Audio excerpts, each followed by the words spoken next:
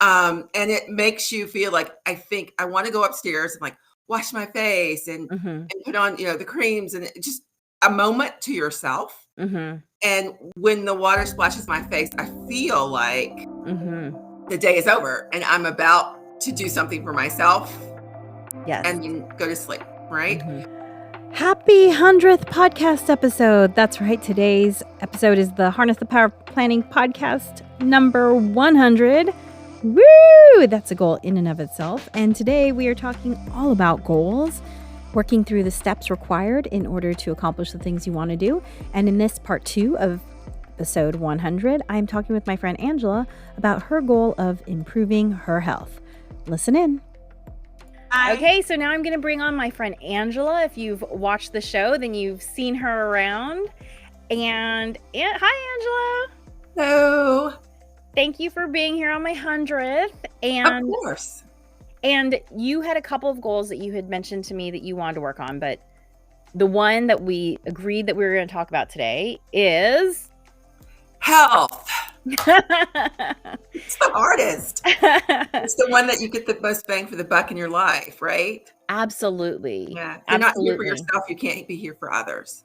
Yeah. I always say that, the world is always shoulding on us. You should do this. You should make this much money. You should look like this, whatever.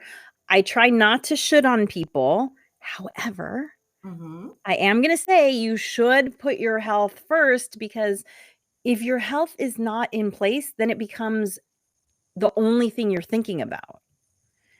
Right. Whereas when your health is in place, you have the capacity to think about other things. Right. Plus, it becomes the hindrance of other goals. Exactly. And I only know this because there were decades when I did not put my health first, and I paid for it. And so that's right. So let's talk about what are your health concerns and your health goals? Yeah. So, women of a certain age, I won't tell you what that age is because decade by decade, we learn more. But one of the things I want to build is more stamina, more strength. So that has to do with, exercise and conditioning, but also healthy eating. So what I find that I could do sort of back in the day, like I literally went on a banana splits diet when I was about what? From college. Wait, you went on a what? A banana split diet. I literally ate nothing but banana splits. Oh my gosh. And it was just something that came up. I love them so much. I can't do that now. I'm lactose intolerant. But back in the day, I did it just for fun. Wait, who was promoting this idea? Or was this just something you came up with? Oh my gosh, that is so funny. You remember in Barcelona when they're like, we don't have banana splits, and I was like going through. Yes, I do remember that. But I didn't remember you had a whole diet about it. That's hilarious. Well, that was before your time. But I got really good at making banana splits. But yeah, so and I lost weight. But you can lose weight eating anything. It's just how much you give it back in the day. But so now these are the concerns. I know it sounds sort of corny, but yeah. So now I need to do sort of, I just need to stay healthy. I've got a very young child for my age, and like I need to be here for her, and I need to be here for my family. And so the idea is, the older you get, the more the more you learn about some of the health things that have gone on in your family that you don't learn about till you're older. And so it's like, what are the things that I can do now to ensure, I'm healthy as I can be right in the future? And so that's where I want to be. And so it means eating, exercise, sleep. Yeah. Really good sleep hygiene. Yes.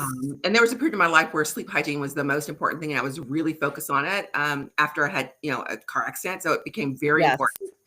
And so I know what it looks like. It's getting back to it. So can we start there? Because it's the most important. Oh, yeah. We can start with sleep hygiene. Okay. So what's your sleep hygiene look like right now?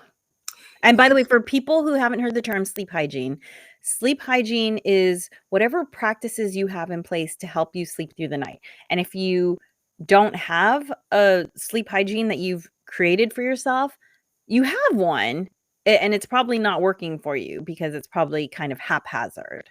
So having a sleep hygiene routine is a really powerful thing. Okay, so what's your? I have I have digressed over time or regressed Okay. over time. So, but what it looks like right now, it begins with the getting ready to go to bed, right? Yes. So it's the Nani inspired facial ritual before I get. Nani is my middle name. Oh That's my, what she's. yeah, Yeah. the Alegre inspired. See, this is the problem with having your friends on is you have all these inside jokes, and so Right. So let me help you guys out. So yeah, Nani has this ritual, a morning ritual for let's just stick with my I'm first sorry, name. Alegre. Alegre has this morning ritual, and so I've been around her enough that I picked up on it. It really it's like washing the day away, and it makes you feel like I think I want to go upstairs and like wash my face and put on the creams and just a moment to yourself. Mm-hmm. And when the water splashes my face, I feel like Mm-hmm. the day is over and I'm about to do something for myself Yes. and then go to sleep, right? Mm-hmm. So that's the great part about it. But now I've moved from then going into my bedroom, turning off the lights, listening to scripture or listening to meditation and just sort of relaxing the body and sleeping, which was a great ritual I used to have, Mm-hmm. to, oh yeah, I need to catch up on this. I need to let me quickly watch this clip. In bed, right? With your In phone? bed with the blue light, right? Gotcha. Okay. Um, So you're doing using your devices in bed. I'm using devices in bed, Mhm. and then don't let like some hot breaking news clip come on because then I'm like on like trying to search through like what's the background, what's this. Mhm. In my Mhm. job, I just need to keep up with that so that when I'm out with clients, I understand sort of what the landscape is Mhm. from a news perspective. And so that's very important for me to know. Therefore, I'm doing that. And then I'm going to bed with that on my mind versus when I Right. used to go to bed with relax your body, Mhm. think about how well your day went, begin Mhm. to think about tomorrow. What is it that you want to accomplish? Yeah. And what That time is this all happening, by the way? it's happening around like 11 at night. Okay, so what time do you wash your face? I'm washing my face probably about 10:30. Okay, and then you're getting into bed at 11, Yes, and and then with what all time are you dependent on my child, right? Like, did homework go well? Like, Yeah. does my hubby have what he needs for tomorrow? I mean, it's all around that, but yeah, it's Mhm. around that time frame. And then what time are you closing your eyes? I'm usually closing my eyes around 12 o'clock. So that's a long period of time that I'm giving up sleep. And I know it when I'm doing it, but Mhm. I can't stop myself. It's a Well, it's a discipline. habit. It's a Yeah, habit. it's a habit. It's a habit. And the thing is you can't break a habit, right? You have to Fix overwrite it with it in your something. brain. Like, if you Yeah. think about your brain like a floppy disk or floppy disk, I'm really dating You're myself old. here. You're old. If you think about your brain like a clay tablet or a papyrus roll, There you okay. go. But you literally have these grooves in your brain that support any habit you have because Mhm. it just saves time. It's like, "Oh, I'm just gonna run along this route." And Right. you have to create a new route, and it takes time, okay? It does take time. I have one other question, and then I'll have Yes. some suggestions. Okay. Do you make your bed in the morning? When I make my bed, I feel so good. Sometimes I do, sometimes I don't. Okay, I'll It take that as depends. a no. You don't Okay. make your bed in the Okay, morning. and every morning, no, but for the Okay. most part, I do. Okay. And Okay. what I find really invigorating, and Yeah. which is sort of strange, maybe invigorating might not be the word, Uh-huh. but when Reg and I are making like, if I'm making the bed and Uh-huh. then he sees I'm making the bed and he comes alongside, it's Uh-huh. almost like we're accomplishing something Yes. together. No, you are. You are. I mean, Okay. it's the bed, but like, Okay. I have one last question. I can only ask yes. this question because I know you and your husband so well. Okay. While you are lying in bed on your device, is your husband also doing the same thing or is the TV on? The TV's on and he might not be upstairs yet. He might still be doing work because sometimes he'll, work late. He is a night owl, so he might Right. be down at his computer actually doing business and work. Yeah. You Okay. know So us. so the TV's on, but you turned it on. Yeah, I would have if it's on, I turned it on. Okay. Okay. So here are my suggestions. And I just want to start with the caveat that I don't necessarily think you should try implementing all these suggestions at the same time because that's Okay. kind of a recipe for disaster, much like New Year's resolutions where people are like, I'm going to do 10 things differently. And then you Right, do right, right. nothing, Right. right? Like, I'm taking notes. Okay. Yeah, your body's going to resist this change because any sort of change means your brain has to work harder. Mhm. And as I like to remind people, your brain only takes up 2% of your body weight, but it uses 20% of your calories. And because we are feast and famine animals, the brain's constantly trying to pull you back from using calories unnecessarily. Right. So I would try and implement these one at a time and, give it a month, 2 months, 3 months, and then implement the next one. Okay. I know Gotcha. you're not going to do that because I know you. Yes, You're you going know to me. try and implement 2 at the time. Okay. But I gave you your fair warning. You Okay. told me. So, number 1, make Yes. your bed. I would work on making your bed every day Okay. because everything you said is absolutely true. You do get a sense of accomplishment Mhm, of mhm. I am in charge of my life, executive function. It also just makes your room neater because for Yeah. most of us, the bed is a big part of our room. And it has the added benefit of brain studies have shown that at night, when you go unmake your bed, it actually starts signaling your brain, oh, now is the time to calm down and can help give you a better night's sleep. I believe that. And literally making my bed is one of the only things I do every single day. It's I've always been a bed maker, partially because I just like the look of a made bed. I like pretty Mhm. pillows, and maybe that could be a reward for yourself. Like if you make your bed now, I always have this rule, set a goal for yourself, and then if you hit 70% of that goal, that's a win. Okay? So if Okay. you have a goal of making your bed every single day and you hit 70% of that. Now, usually I don't tell people to try and shoot for anything every day, but making your bed literally, I've timed it. It takes me 30 seconds to make my bed. Yeah. It doesn't take long at all. No. And given all the benefits of it, I feel like it's one of the few goals that's worthwhile to shoot for 100%. And if you hit 70%, that's a reward. And you could reward yourself with, a cute little pillow No or more some. items in the house. Okay, no more items. Fine, fine, fine. No No more problem. items. So anyway, so that's my first tip is to work towards making your bed every day. There's so many improvements with that. Secondly, and I'm going to instill a little bit of fear in you here because sometimes fear is motivating. Okay, Alegre. Okay. Bring it on. Yes. So the thing is that your brain is always secreting some mix of chemicals. But what I learned recently is that the chemicals that are secreted basically between sundown and midnight. And you have to think about sundown because we Yep. evolved to live with the sun. Yes.